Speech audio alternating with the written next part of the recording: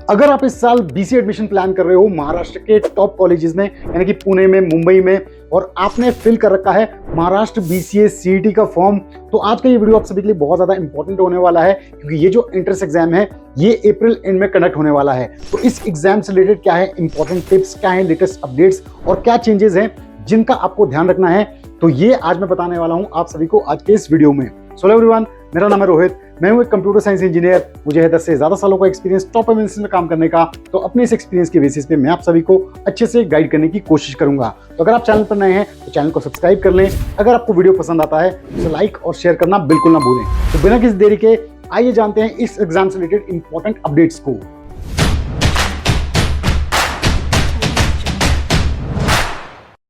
To get free career counseling, check the link in description box and pin the comment below. तो students, Maharashtra BCA CET 2026, जी हाँ, अगर आप महाराष्ट्र के top colleges से BCA course में admission लेना चाहते हैं, यानी कि पुणे और मुंबई से बीसीए कोर्स करना चाहते हैं, तो आपको ये एंट्रेंस एग्जाम देना बहुत इंपॉर्टेंट है। हालांकि इसकी फॉर्म फिलिंग की डेट्स तो जा चुकी है, तो स्पेशली ये वीडियो उन स्टूडेंट्स के लिए है जो इस एग्जाम की तैयारी कर रहे हैं, जिन्होंने ऑलरेडी इसके लिए रजिस्टर कर रखा है।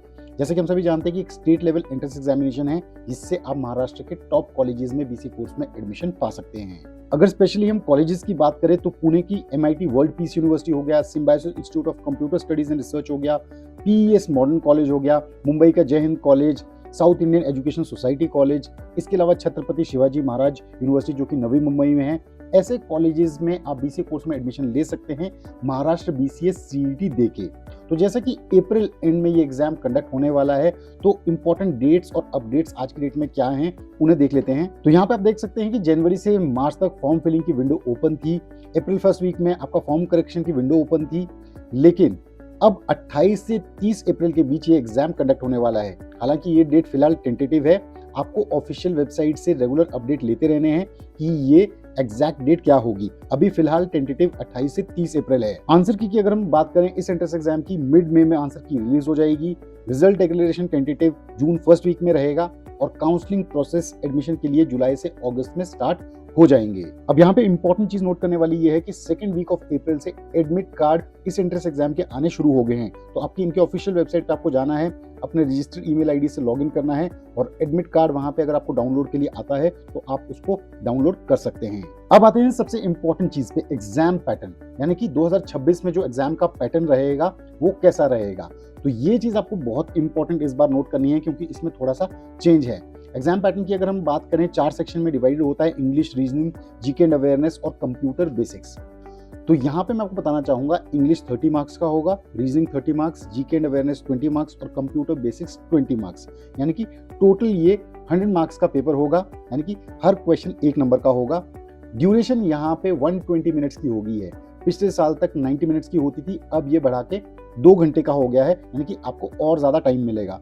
ये ऑनलाइन मोड में कंडक्ट किया जाएगा और सबसे इंपॉर्टेंट चीज, कोई भी नेगेटिव मार्किंग यहाँ पे नहीं है, यानी कि आप सारे क्वेश्चन अटेम्प्ट करें, कोई नेगेटिव मार्किंग यहाँ पे नहीं होगी।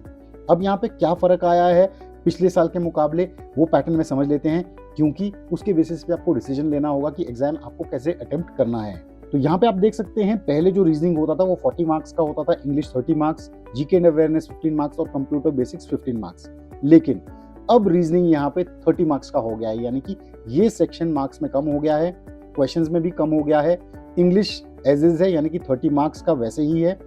जीके अवेयरनेस और कंप्यूटर बेसिक्स में जो यहाँ से 10 नंबर कम हुए हैं वो यहाँ पे शिफ्ट हो गए हैं, यानी कि ये सेक्शन अब 20 मार्क्स का हो गया है और कंप्यूटर बेसिक्स भी 20 मार्क्स का, यानी कि 5-5 नंबर यहाँ पे बढ़ गए हैं। तो टोटल जो आपका एग्जाम, तो टोटल जो मार्क्स हैं वो आपके 100 ही रहे हैं, लेकिन इन 3 सेक्शन में चेंज आए हैं। यहाँ पे 10 मार्क्स कम हुए हैं, इन दोनों में 5-5 मार्क्स बढ़े हैं और टोटल टाइम की ड्यूरेशन भी यहाँ पे बढ़ा दी गई है। पहले 90 मिनट्स का होता था, यानी कि 1.5 घंटे का पेपर होता था, अब आपको ज्यादा टाइम मिल गया है, 120 मिनट्स। तो यहाँ पे 3 इंपॉर्टेंट चीजें आपको नोट करनी है। सबसे पहली तो टाइम ड्यूरेशन यहाँ पे बढ़ गया है, मार्क्स यहाँ पे शिफ्ट हुए हैं डिफरेंट सेक्शंस में और यहाँ पे कोई भी नेगेटिव मार्किंग नहीं है। तो आपको एग्जाम स्ट्रेटेजी कैसे प्लान करनी है वो नोट कर लें। तो स्टूडेंट्स, यहाँ मैं आपको बताना चाहूंगा, पहले जैसे इंग्लिश और रीजनिंग मेजर स्कोरिंग सेक्शंस होते थे, इन पे इतना ध्यान स्टूडेंट्स नहीं देते थे, लेकिन अब आपको जीके अवेयरनेस और कंप्यूटर बेसिक्स पे ज्यादा ध्यान देना है, क्योंकि ये स्कोरिंग सेक्शंस है और यहाँ पे जो क्वेश्चंस आएंगे आप उन्हें फटाफट से अटेम्प्ट कर पाएंगे कम टाइम में। तो आपको इन सेक्शन पे बहुत ज़्यादा ध्यान देना है, क्योंकि ये अब 40 मार्क्स के हो गए हैं। और जैसे कि टाइम ड्यूरेशन बढ़ गया है 90 to 120 मिनट्स, तो यहाँ पे आपके इंग्लिश और रीजनिंग जो सेक्शन है उनमें आप ज़्यादा टाइम स्पेंड कर सकते हो, क्योंकि वहाँ पे आपको टाइम लगाना पड़ता है क्वेश्चन को अंडरस्टैंड करने के लिए और उन्हें आंसर करने के लिए। तो इसलिए ये मिस्टेक आपको नहीं करनी है कि जीके और कंप्यूटर बेसिक्स को लाइटली लेना है, क्योंकि ये दोनों ही सेक्शन इजी टू स्कोर है, फास्ट स्कोरिंग सेक्शंस हैं और कट ऑफ को क्लियर करने के लिए ये अच्छे सेक्शंस हैं। तो यहाँ पे smart preparation strategy Maharashtra BCA सीटी के लिए क्या रहेगी? तो अटेम्प्ट एवरी क्वेश्चन, यानी कि 100 क्वेश्चंस हैं, सभी के सभी क्वेश्चन अटेम्प्ट करें। जितने आपको पता है अच्छी बात है, जितने नहीं पता है उनमें भी आप गेस वर्क यूज कर सकते हैं, क्योंकि यहाँ पे कोई भी नेगेटिव मार्किंग नहीं है। तो कोई भी क्वेश्चन को ब्लैंक ना रखें। जैसे कि मैंने बताया, प्रायोरिटाइज जीके और कंप्यूटर, इन पे फोकस करें क्योंकि ये जल्दी अटेम्प्ट हो जाते हैं। इनकी तैयारी अच्छे से रखें। 40 मार्क्स की ये दोनों सेक्शंस हैं, और जो एक्स्ट्रा टाइम आपको मिल रहा है 90 to 120 मिनट्स, उनको आप ज़्यादा टाइम दे सकते हो इंग्लिश और रीजनिंग सेक्शन के क्वेश्चंस को अटेम्प्ट करने के लिए। तो आप अपनी तैयारी जारी रखें। एडमिट कार्ड जरूर चेक कर लें। एक बार जाके वेबसाइट पे आपको विजिट करनी होगी, इनकी ऑफिशियल वेबसाइट, लॉगिन करना होगा अपने ईमेल आईडी और पासवर्ड से, और डाउनलोड कर ले, प्रिंट कर ले अपने एडमिट कार्ड को। तो स्टूडेंट्स, आई होप आपने सभी मेजर चेंजेस और अपडेट्स को नोट कर लिया होगा, यानी कि एग्जाम का जो पैटर्न है उसमें जो चेंजेस आए हैं उनका आपको ध्यान में रखना है। एडमिट कार्ड जरूर चेक कर लें ऑफिशियल वेबसाइट पे जाके। और एग्जाम डेट वैसे अभी टेंटेटिव है 28 से 30 अप्रैल। इसे भी आप ऑफिशियल वेबसाइट पे जाके रेगुलर अपडेट लेते रहें। कहीं एग्जाम डेट में थोड़ा बहुत चेंज आता है तो उससे आप अपडेटेड हों। तो कैसा लगा आप सभी को आज का ये वीडियो? अगर आपको वीडियो पसंद आया है तो जरूर इस वीडियो को लाइक करें, शेयर करें, और channel BCA fundas bye Sunstone को सब्सक्राइब करना बिल्कुल ना भूलें। हम जल्द लेके आएंगे बीसीए फंडास बाय सनस्टोन पे एक और ऐसा ही इंटरेस्टिंग और इंफॉर्मेटिव वीडियो बीसीए कोर्स को लेके। तब तक आप सभी अपना ध्यान रखें। Stay tuned, stay safe and believe in you.